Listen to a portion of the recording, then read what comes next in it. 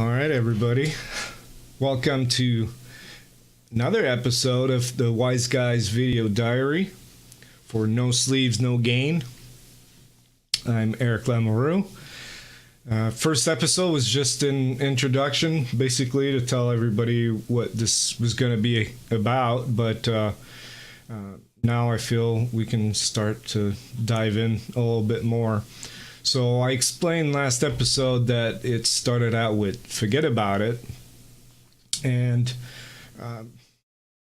maybe some of you may be asking, well, okay, full setting, why not just do forget about it and expand on that? Well, there's a few problems with this. The main one and the main reason why I didn't want to do just forget about it is because, well, that adventure was created around the concept that there are 5 basically Joe Pesci clones arguing about this body that they have to move, and they all have little secrets that might explode at any moment.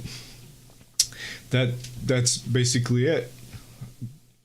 So why not? Well, I think it works for an adventure. Might work for a short campaign, maybe, 2, 3, or 4 sessions. But after that, it's not that I've tried it, but it feels to me like it would lack in depth a little bit. I wanted this setting to be about the characters, and for that you need more depth.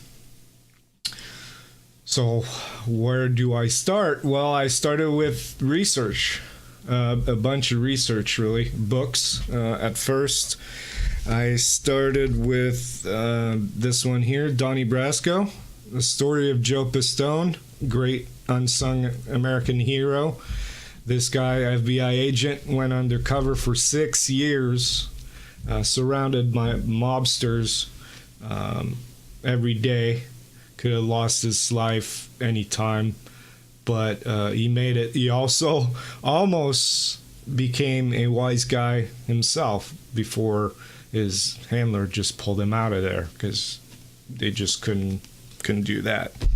Then I read Casino, of course, because this takes place in Vegas, and different writing. This is like a bunch of little, well, I wouldn't say anecdote, but testimonies from people that were actually there, and also accounts of TV footage and that type of thing. And that's, of course, the book that led to the movie, the big movie. And what did I read after that? I read the sequel to the Donnie Brasco one, Unfinished Business. Also very good. More anecdotes. What I like about his books, I think they're my favorite, is that he really takes you behind the scenes. He tells you exactly how it was. And in this one, he claims that he shared even more things that he couldn't in Donnie Brasco, because when that one was released, that book, there were still ongoing trials going on that he was going to be not a witness, but he was going to offer his expert opinion on things, and also testimony. Really, that guy was brought in to expose the mafia, tell everybody about the structure. Because of the RICO law, he had to establish that they were all working for the same organization. So he was an expert in trials for like 20 years after he came out of his undercover work in 1981. So this is later, and there's apparently more true facts there. I'm sure there's still things that he did that he's not going to share with anybody, and I don't blame him. He had to do what he had to do to do his job, and yeah, good on him. And then I read The Battle for Las Vegas. This is more like a whole history, the law versus the mob in Vegas. So it takes you back a bit further, the 30s. Well, you know, how it started in Vegas and all that. So I read that, and I also watch a bunch of documentaries, YouTube. There's a lot of stuff easy to find on different mobsters or certain topics in general. So I spent probably a good 6 months to a year just doing research. And then I took notes. And then once I'd started, I also started a bullet journal like this that I decorated. Kind of neat like that a little bit, but after a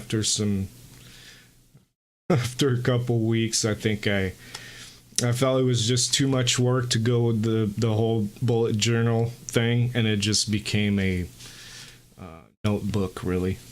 Like if I'm watching a movie, I'm not in my office. So I'll have this, a pen, I'll take notes, or if I forget it, my wife will tell you, I just get off my chair, run over here, grab it, and write it down so I don't forget it. So this was one part, the research, and I did a lot of it, and I still do on certain topics and in general too. But the first thing that I found out is that, well, in the mob, sure, you've got the main guys, but you also have the associates, and the associates are people that are on the way of becoming a main guy, or they just don't qualify because they're not of Italian descent, but they still earn for the mob. They're part of a crew, usually led by a soldier, and that soldier is a mobster. And then, so yeah, that was kind of revelation for me, because that way I could include more different characters, and especially going to Vegas. I don't know if you've been there. I've been there twice, and granted, it was basically just a strip and a little bit of downtown Fremont Street, but there's a lot of weird people down there. You got entertainers, you got the service industry, you've got the brothels, kids handing flyers for the whorehouses, real estate agents trying to sell you timeshares, all kinds of people, and people come from all over the world. So that's one thing I ended up doing with this, is imagining these people as, okay, they do this job, it's part of what they do in Vegas, but behind the scene at night or whatever, they're all part of this underworld, this criminal underworld, and they'll work for the mob. So you might have a burlesque performer that, is a killer at night. You might have a magician or a chef over there, and he wants extra money, she wants extra money, and look at that, part of a crew. So it's a bit, I admit it's a bit of a stretch, because that probably wouldn't have happened like that, but still, I thought it was cool, especially if you look at the recent movie like John Wick. Once you go down that way, you get the sommelier or some that sells guns in the back of his store, that type of thing. But in a way, it's not that much of a stretch, because most mobsters had fronts too. They needed to launder their money, or just have a place to gather. So a lot of them had restaurants, pawn shops. Tony Spilatro in Vegas had the Gold Rush. That was his jewelry store slash pawn shop, where it was basically his headquarters. So that was a big revelation for me. The next one, well, that came about when I was researching for interesting, badass women to put in there. Because I remember after Forget About It came out, and there's Carl Kiesler that was running it for his group. And in his group, there's a woman.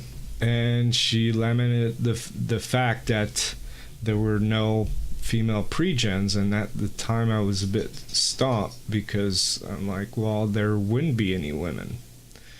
And but she was right. So I kept searching. And what I found that I liked was the way Quentin Tarantino treats female protagonists in his movies. I mean, look at Kill Bill, Jackie Brown, Pulp Fiction even. There's some badass chicks in there. So I was like, man, that's cool. I like these movies. Why not give it a Tarantino twist? And before you think this might be a stretch too, think of Reservoir Dogs. I mean, they don't spell it out. They don't say it's the mob, but they work for the mob, really, right? Even Pulp Fiction, Marcellus Wallace, granted, definitely not Italian mafia, but still stories about mobsters. So that's when everything clicked for me, and I started writing like crazy. There were different iteration of the book, of what I wanted to do. At some point, it was going to be even like Robert Rodriguez movies, like Desperado, and From Dusk Till Dawn, that type of thing. But I thought that was a bit too over the top. I wanted something a bit more cloak and dagger for this one.